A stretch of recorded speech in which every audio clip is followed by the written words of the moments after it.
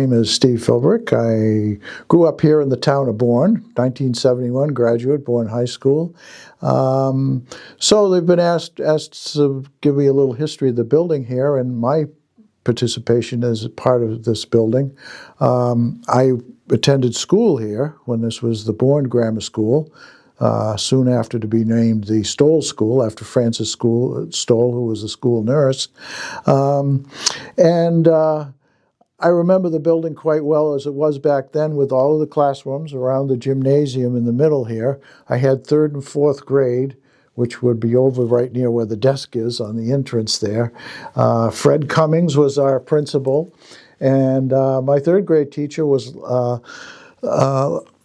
Leslie Morrissey, whose husband was Don Morrissey, who was also a teacher here at the time.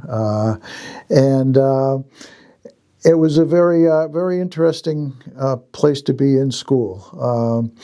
It was a very small group. It wasn't like a one-room schoolhouse, but everybody was kind of like, it was just a big circle. And if it was ever a problem, one of the things I remember the most over the time, Fred Cummings was the principal, and if there was a problem, everyone came out into the center, into the gymnasium, and we had a talking to, or maybe we might do some PT or something else like that.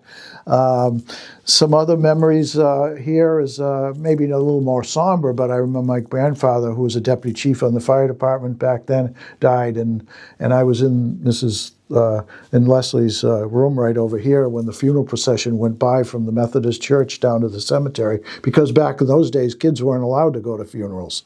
The other thing was right next door at Dick Jackson's house. We used to go over there and pick the Osage oranges off his tree. They weren't very edible, but they were fun to throw at people. So it was a good time here. I was supposed to come here for 6th grade, but an interesting thing happened. We showed up here for school that year, and they realized they had too many people. So they decided to shift the 6th graders up to the junior high school. So we walked out the front door and down the road, which we used to do every day to go to lunch because there was no cafeteria here, so we had to walk up there. So we knew the path. But this time we walked up there, we went into a classroom in the junior high school, and we stayed.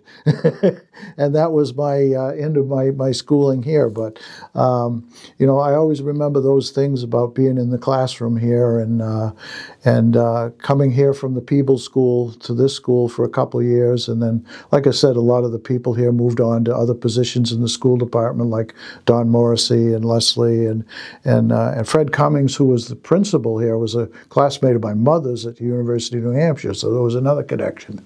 So it was a great little community place, and I think it had the feeling of like a one-room schoolhouse, but not really quite the same. But it was a unique experience in all my education. So I'm glad I was able to experience that, and I'm glad that the building has been preserved as a library, and hopefully a better in the future. So that's my thoughts on the building. Thank you.